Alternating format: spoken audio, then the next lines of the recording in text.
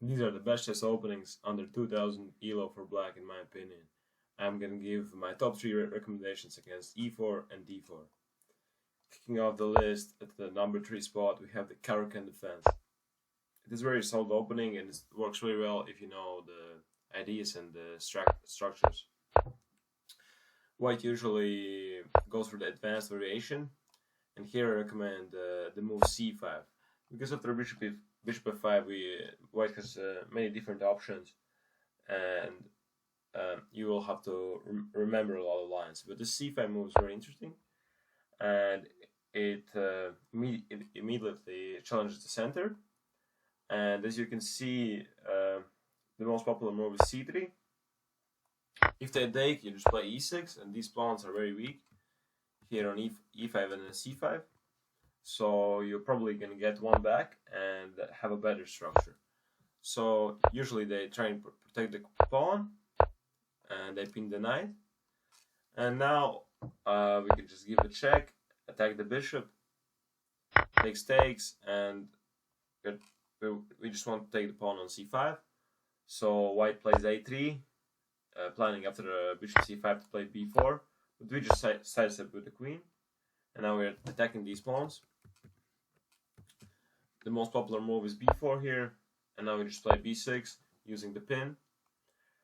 And yeah, basically the pawn on c5 is dropping, so we just regain the pawn with a better position. So usually they play after c5, they usually play c3. Now we just develop our pieces, take bishop g4, and we get some position like this, where we have a better structure because the pawn on d4 is pretty weak, and as you can see, black scores very well in these positions. So yeah, that's my recommendation against e4. At the second spot, I have the Sicilian O'Kelly variation.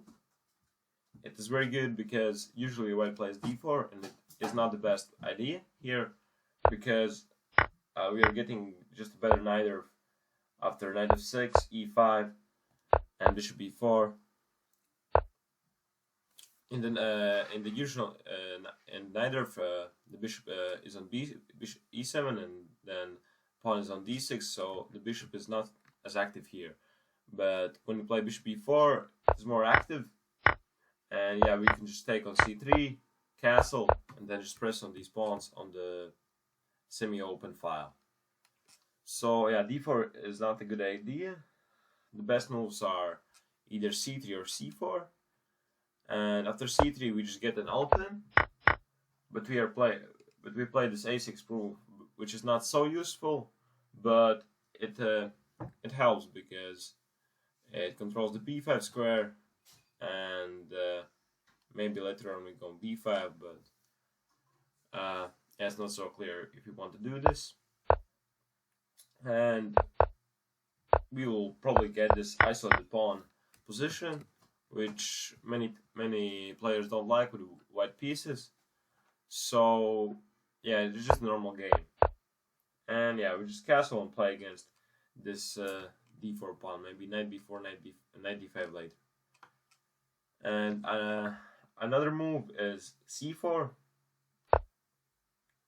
but many players don't play it, and we can just play knight c6 here.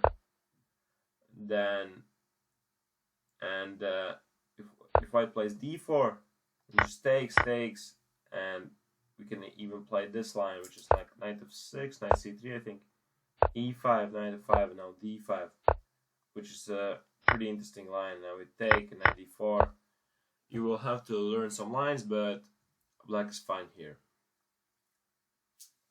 Yeah, but yeah, so and if he plays knight c3, trying to transpose in some other Sicilian, we just transpose to the Sicilian can, and now white has committed the knight on c3, and after d4 takes, we get the Sicilian can, but with the knight on c3.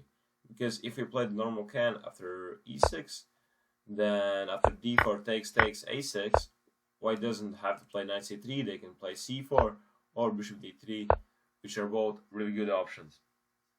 But when you play this line, you avoid these lines, and you can just go into this can, and the most popular is in the amateur level is bishop b3, and now we get a very nice position after knight f6, bishop b4, and d5. And this is a very nice position. So this is my second recommendation against 1e4. And my first recommendation is the Sicilian 4 knights. It starts with the e6, d4 takes, knight f6, knight c3, knight c6. And now usually amateur players play bishop e3 and then try to go for this English attack with queen d2 and long castles. But against 4 knights, it doesn't work so well, because now we can just develop the bishop and play d5. And now we're already better here, and we just play c5, and we are already better and threatening to play d4. So this is what you will usually get if you're around if you're below 2000. And the most dangerous lines against these 4 knights is knight b5 and knight takes c6. If they take on c6, they really have to know these lines very well, because this line is basically forced queen c7, f4, queen b6, c4, bishop b4, and now the only move is king e2, which is good. And if you don't know this move, you probably don't play this. So yeah, you really have to know the lines here. White is slightly better, but if he doesn't remember all the lines, I mean, it's very uncomfortable to play with a king in the center. And if you know these lines better, you're probably going to equalize and even be slightly better here. And the second line that's pretty dangerous is knight b5. And now you could transpose to a Sveshnikov and play d6. And you get the Sveshnikov position, but white has played bishop g5. Because if you play normal Sveshnikov here with knight c6 and then play this normal Sveshnikov, now there's this move knight e5, which is very topical these days, and it's basically the main move these days. So you can play this, or you can play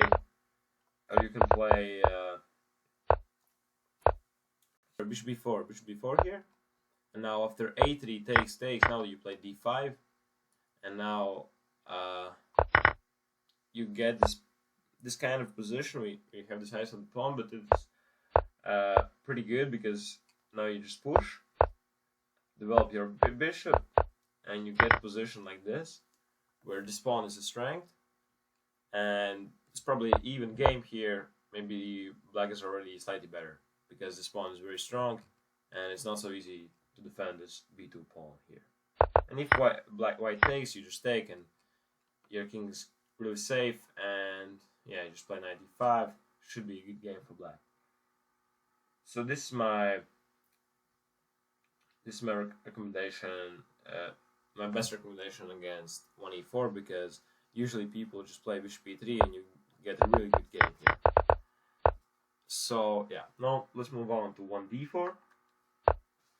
And against 1d4, my first recommendation is the Nimzo, which is a very solid opening, and yeah, you basically don't have any problems here.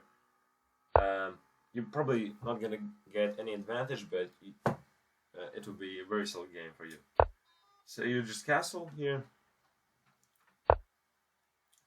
and yeah, if they play bishop g5, you just play c5, and you basically can get this isolated pawn structure, which, I mean, it's an equal game, because our bishop is not so good, but they have the isolated pawn, so it's at least not a symmetrical pawn structure, and black is completely fine here. If they play with e3, you just play d5, and yeah, usually in these positions you wait to play, so white plays a3, and then you take, save some time. So if they play a3, you just take, c5, and you get this position where black is even slightly better because of this space. Yeah, so if they play knight f3 instead of knight c3, you just play b6. This is the Queen's Indian, and now you get a similar type of game where you just develop your pieces and then play c5 or d5. There are many options for black, but in this case we also get this isolated pawn position where black is really comfortable here. So yeah, this is my first recommendation against d4. And my second recommendation is after d4, d5, c4, you just take on c4. The queen's gambit accepted. And here the most popular move is knight c3. I don't know why. Now you just play a6. I'm trying to play b5. And after a4, we can even play this knight c6, knight a5, protecting our c4 pawn. And we are even better here, because it's not so easy to regain this pawn for white. If they play e4 here, which is really logical, we just play e5 here. If they takes, and we get a better endgame, we get some tempi here, and we regain the pawn, and we can take this pawn later. So, and then the most common move here is d5, which is really bad because now knight f6 attacking the pawn, knight c3, now b5, very important move. And we protect this pawn, and if they take this pawn, we just take on e4, and if I take, we play bishop e4, king has to sidestep, and we can already see the king is not castled, and black should be doing really well here. He has something like castles, and this king is really bad here. So d5 is a mistake, and they usually play d5 because it's the most logical move. And if they play like some solidly, like knight f3, we just play knight f6, e3, e6, play c5, knight c6, and now we just develop the pieces like bishop b7, castles, a6, b5, play for b5. If they slice it with the queen, we can take on d4, and it's just a solid game. So yeah, this is a very nice line because in some lines we can just protect this pawn and get a better position. And my first recommendation is the King's Indian defense, because you can play it against everything. You can play it against 1c4, d4, knight f3, except for e4. Of course, you cannot play against e4. And well, I like this because it's a very ideas-based opening. You just always do the setup here, and then you just play for e5, and then you just attack the king later. After they play d5, now you have the plan to play f5 and just attack the king. And here I think it's not important to trust the computer, because it will say that white has an advantage because of the space advantage, but practically it's very hard to play against this f5 idea, and it's very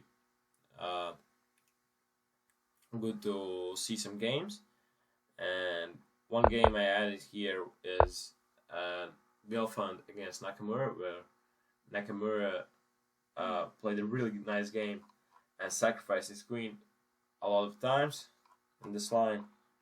So yeah, I think it's the best idea is to watch some games in King's Indian and know the ideas. And here it was a very beautiful game where Nakamura sacrificed the queen one time, and you cannot take it because there will be a checkmate. A second time again because there's checkmate. A third time and now again because there's always a checkmate idea. And later he just won because he is a piece of white resign. So yeah, these are my recommendations for Black Under 2000 Evo. These are very practical openings. Maybe they're not the best objectively, but they're really good, and yeah, try it out in your games, and see you in the next video.